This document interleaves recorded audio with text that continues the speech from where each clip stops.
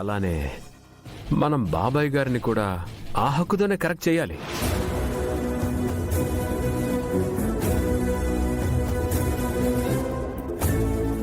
You are right వీరు. నేను ఇదే చెప్పాలనుకున్నాను, కానీ నువ్వు చెప్పేశావు. వాడేవో నువ్వేదో బాగా ఫిక్స్ అయ్యి వచ్చావు కదా, పైగా ఫ్లోలో కూడా ఉన్నావు. చెప్పు. లచ్చి, రుద్రబాబు కాదు కూడదని అడ్డుపడతాడనుకుంటే ఇదేంటి ఆ చెయ్యి పెళ్లికి సపోర్ట్ చేస్తున్నాడు? ఏటన్నయ్యా, నాకేటి అర్థం కావడం లేదు. వీరు చాలా లెంగ్తీగా స్పీచ్ ఇచ్చావు. నువ్వు చెప్పదలుచుకుందేమిటో సూటిగా చెప్పు. ఏముంది బాబాయ్ గారు, మన రెండు కుటుంబాలు కలిసి ఐ మీన్ విజేంద్ర ప్రతాప్ గారి కుటుంబం, విశ్వనాథ్ గారి కుటుంబం కలిసి జయ పెళ్లి జరిపిస్తే బాగుంటుంది అంటున్నాను.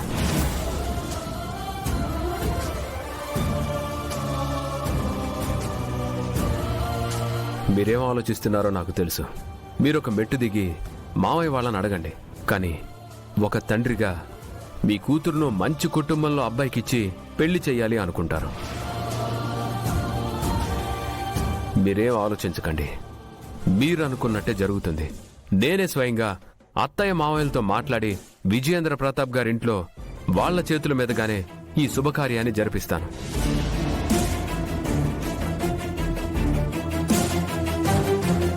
నా చెల్లి సంతోషం కోసం ఈ మాత్రం చేయలేనా? కుటుంబం లేనివాణ్ణి. కుటుంబం విలువేంటో నాకు బాగా తెలుసు.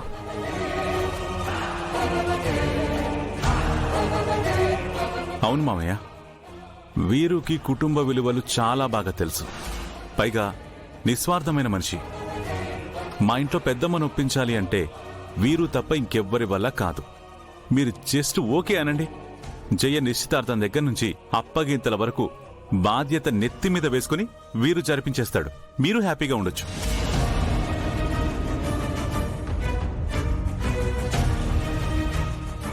థ్యాంక్స్ ఫర్ యువర్ సపోర్ట్ బావా.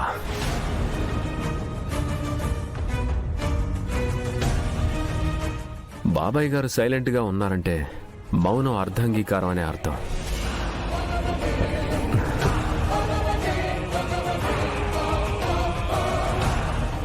ఇక జరగబోయేది నేను చూసుకుంటాను బాబాయ్ గారు. వెళ్ళొస్తాను పిన్ని గారు. మంచిది వీరు. బాయ్ జయ. బాయ్. ఇంట్లో కలుద్దాం బావా. డన్ వీరు.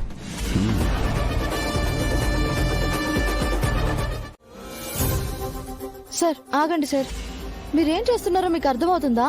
ఏమైంది గంగా? లోన అంత సీన్ జరిగితే ఏటైందని అడుగుతాడు బా. అసలు ఆ జైగొట్ట తల కూతురే కాదనుకున్నాం కదా, అలాంటి దానికి పెళ్లి చెయ్యాలనుకోవటం ఏంటి, దానికి ఆ వీరుగాడు వత్తాసి పలకటం ఏంటి, దానికి నువ్వు సపోర్టింగ్ చేయటం ఏంటి? మాకు అదే అర్థం కావట్లేదు బాబు. అసలు జైకి పెళ్లి చేయాలని సలహా ఇచ్చింది ఆ వీరు బాబు. మేము అప్పుడే ఈ విషయాన్ని మీతో చెప్పాలనుకున్నాం. కానీ అదేదో అయ్యగారు మెప్పు పొందడం కోసం అలా మాట్లాడుంటాడులే అనుకున్నాం. కానీ ఇంటి వరకు సంబంధాలు వస్తే కానీ అయ్యగారు గట్టి నిర్ణయం తీసుకున్నారని తెలియలేదు. ఇదంతా చూస్తుంటే ఆ వీరుని ఏదో ప్లానింగ్ చేశాడు అనిపిస్తోంది సార్. అది నాకు అర్థమైంది గంగా. కాకపోతే జయ ఎందుకు ఈ పెళ్లికి యాక్సెప్ట్ చేసిందో నాకు అర్థం కావట్లేదు. ఒకవేళ పెళ్లి చేసుకుని ఈ ఇంటి కూతురుగా పర్మనెంట్ గా సెటిల్ అయిపోవాలన్న ప్లాన్ ఏమైనా వేసిందా అని నాకు డౌట్ వస్తుంది.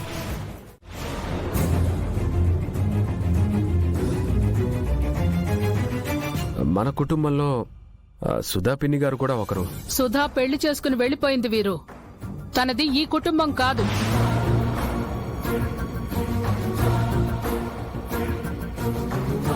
నాకు కూడా పెళ్ళైపోయింది. అయితే నేను కూడా ఈ కుటుంబంలో మనిషిని కాదా అమ్మా?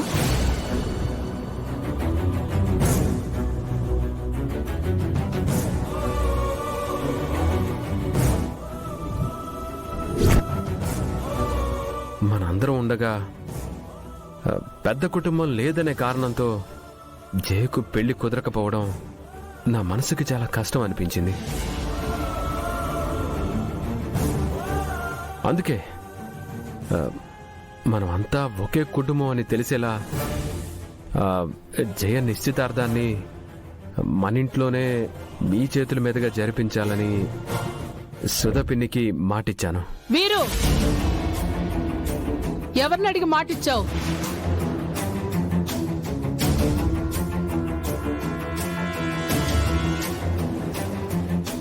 ఈ ఇంటి పెద్దలం మేమున్నామని మర్చిపోయావా?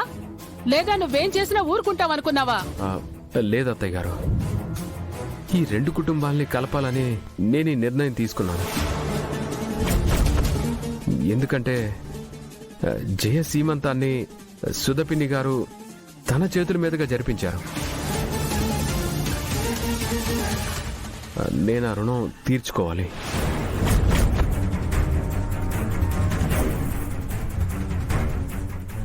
అందుకే జయ నిశ్చితార్థాన్ని మన ఇంట్లోనే జరిపించాలనుకున్నాను.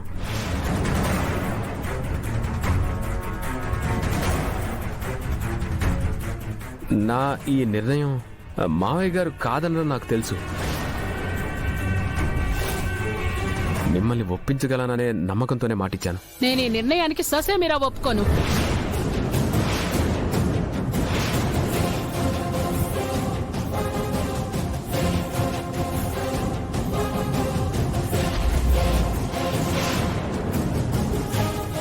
నువ్వేం చెప్పినా వింటాను వీరు, కానీ ఈ ఒక్క విషయంలో మాత్రం వినను.